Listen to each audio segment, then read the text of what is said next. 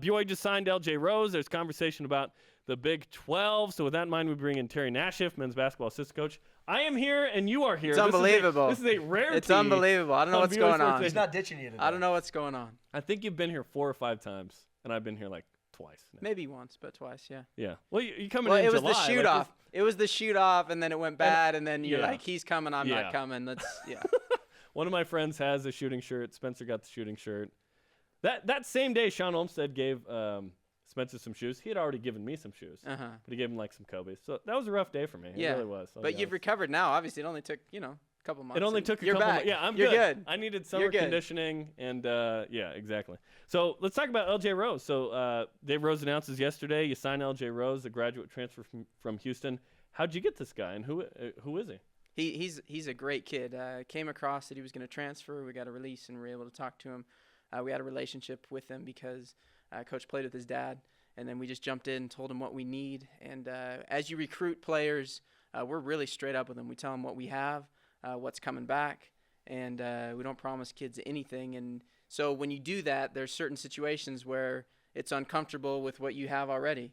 With what we had when we went to recruit LJ, it's exactly what we needed. We had 1 senior, and we had 4 guards on scholarship, and we like to play 4 guards at a time. And so there's so many opportunities, and we went in with those things, and it was great. And then he was able to come out on a visit. One of them got postponed due to weather, and then he was able to come out. And when you meet kids and get them on campus and get a feel for them, it either, no matter what you thought of them before, it's either better or it's a little bit less comfortable, and it was way better with LJ. He's a great kid. He's going to fit wonderfully here, and then the way he plays fits great too. Obviously, you're not going to bring him in if there's issues, but, I mean, how is his health after some foot injuries?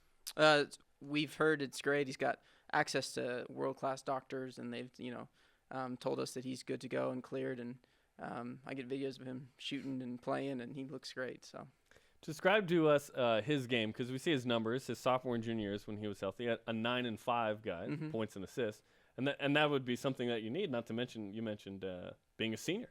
Well, he flips the ball up. He earlies the thing up. He knows he can see the floor. And you talk about those numbers, and at BYU we have to kind of understand how numbers work, because our numbers are a little bit inflated because we have so many possessions and we're efficient. We're really efficient, and so that affects the numbers. And then you look at Houston and the amount of assists he got with the shooting percentage on his team, and it's even more impressive. If you look at our team next year, we'll have 3 guys that have started at the point guard and the 2 guard on successful college teams. You talk about Nick, you talk about LJ, and you talk about Brig, and then you talk about a couple other kids, TJ. When you say Brig, is that Elijah? Yeah. And you talk about another 2 kids that in high school did the same thing. They played the point and they played the 2, and then that opens up a lot of things for you in the way that we're going to set up this offense. You guys as coaches do such a good job of bringing players in that fit your system, that fit what you do. How does he fit best in your system? I think he can. We talked about it. He sees the floor. He can share it. He's a smart player, and then he can knock down the shot. If you watch him play, some of the greats really get others involved early, and then when it's really time and the team needs a basket as a leader, they step up and drill it, and he can make the outside shot. He can shoot his one dribble. He can get in the lane. He can make free throws. But he can really see the floor and know where the ball's got to be. Really good off ball screens. We'll be setting more ball screens this year. Our personnel will allow us to do that, and they'll have to be guarded. They're going to have to go over the top on just about every guy.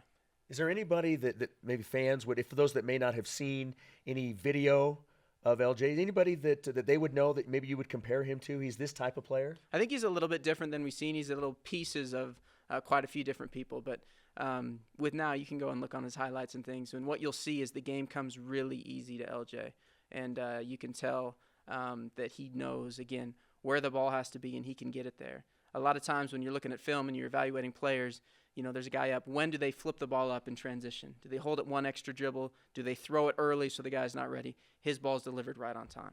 Do they shoot shots that they should pass? Are you watching the game thinking, why didn't he pass that one there, and why didn't he shoot that one there? And he does it exactly how you would think that it should be done. So he fits with our guys. It's going to be seamless, and we're really excited about him. BYU men's basketball assistant coach Terry Nashif is on BYU Sports Nation. When will he enroll? Will he get here during summer at all, or just the fall? He'll be here in the fall. So late August. Yep. Okay. He'll be here in the fall, and he's working out right now and getting ready to go. He's really excited to be here. I get texts daily about how excited he is to get out here and be with the guys. And he really connected with the guys when they were out here. It's a great group of kids and men, and we need a guard. And so it was exciting the way he came in. He fit. He wanted to come here, committed to us, and he's in grad school now, and we're ready to go. Why did he want to come here, other than maybe the connection with his dad and Dave Rose? Because BYU has a great basketball program, great fans, and obviously Sports Nation. Thank you. He did visit, by the way. Well, he came through right here, and the look you gave him, I think it was done right then. That's why he wanted to come. Yeah, it happens a lot. You'd be surprised. Yeah. There's a lot of football and basketball. Like, Yoli, we closed the deal on Yoli. Yeah, it was great. You seem surprised that he would want to come to BYU, but as a BYU graduate, I think it's awesome. Yeah. I think it's a great place for everyone to come. Yeah, it's just interesting here, but, he wasn't a BYU guy, and then he became a BYU guy. I'm always interested in how that happens. And he had a lot of options. We were able to beat some good schools on him, and Coach is great, and when you get around Coach and you feel comfortable and you watch how he coaches his guys on film, lets them play, gives them freedom, lots of structure, and there's a balance in there. You watch our guys shoot, and they're never looking over at the bench to see if that's a good shot or not. They know that the coaches have confidence in them. They get the ball out of the net, the ball or a miss, and they're going. They're not looking over at the bench. Dead ball, it's different, and we'll find a way on dead balls to have him have success. And he liked that. Smart. His dad's really smart as well, and they knew how well LJ fit in our system. Our Twitter question, Terry, is based off of all of the rumors and speculation and of BYU wanting into the Big 12 and where they would fit. Our question today is how would BYU basketball benefit the most from a Big 12 invite? As a basketball coach, how would you answer that? I think scheduling. You talk about all the teams that would come in here. It's hard to get people to want to come into the Marriott Center because of our success here, and they've got to come. I think scheduling would be great. It'd be great for the fans. It'd be great for us. It'd be great for the guys. And scheduling would be, off the top of my head, I think that would be the biggest benefit to that. It would be awesome, and that's the understatement of the century. The Beehive Classic was announced last week. What do you think of a neutral site matchup with Utah in Vivint Smart Home Arena, a.k.a. the Delta Center? We've got 3 games in NBA arenas this year, and I like it. I like it for the guys. I like it for the fans. And then you go up there, and you're going to play these in-state games, which we've done with Weber and Utah State, and then you all the way back. We used to play Oklahoma State in there. We play different teams like that. And it'll be great. It'll be great to play Utah. I think the environment there will be awesome, and it should be fun. I wanted to go back to the Big 12 discussion. How closely do you actually follow this? I follow it very closely because my phone blows up when something is speculated, and so then I have to text someone that's always involved and say, okay, why is everyone asking me what's the inside scoop and what's happening? What has just been speculated upon? So even you're like, what's the inside scoop? like everyone's like, oh, whose uncle's nephew's cousin works in the No, I'm just wondering why everyone's texting me. Like, what is the news out there that's making everyone text me at this time right now? Yeah, why is my phone blowing up? Did you see this? See what? Yeah. It's honestly, it's just one of those things that it's one of those hot button topics that as soon as anything happens, whether it's newsworthy or not, people are like, oh, it's happening. It's crazy how this thing is evolved over the last couple months. Well, and the way that I'm sure the Big 12 did this on purpose, or the BYU, because it's in July right now where there's not a lot going on, and so it's able to be magnified a lot. This is what we needed before fall camp. There's no question. In late July. There's no question. That's why LJ came. And LJ, yeah. And BYU Sports Nation. Yeah. Exactly. Terry Nashif is on BYU Sports Nation. Let's talk about your group of guards, because there was a concern of, hey, we only have 4 guys on Scully, and you gave Stephen Bayo a Scully. And here comes LJ Rose. So now you have this group, which I think there's a lot of talent there. Mm-hmm. How are they meshing during the summer, especially given that only Nick Emery played significant minutes in college basketball last season? We're doing a lot of individual work, and then we're hitting it really hard strength and conditioning. And we hired a new strength coach, Coach Shork, and he's unbelievable. And you'll notice a difference when you see our guys. What kind of difference? They're just going to be bigger, and they're going to be stronger, and they bought in.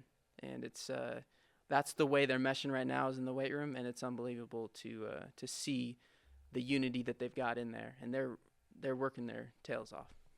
What do the next couple of months look like for for you guys and the rest of the team, before you really ramp things up and get close to the season? So our schedule is determined by the NCAA. They kind of own us, run us. Right now through summer, we gave the guys spring off. In summer, we've got our workouts, and so we get 8 weeks in the summer to get 8 hours, 2 on the court, 6 off the court. And so we've got 2 more weeks of that. We'll give them time off after summer semester, bring them back in the fall. Then when we start in the fall, the NCAA allows us to have 4 players on the court at a time only until September 15th. And then we will be able to work them out in the weight room as well. And then we can actually have more players in that 2-hour period. And then the way practice starts is you work backwards from your first game. You pick what days you want off, what days you want on.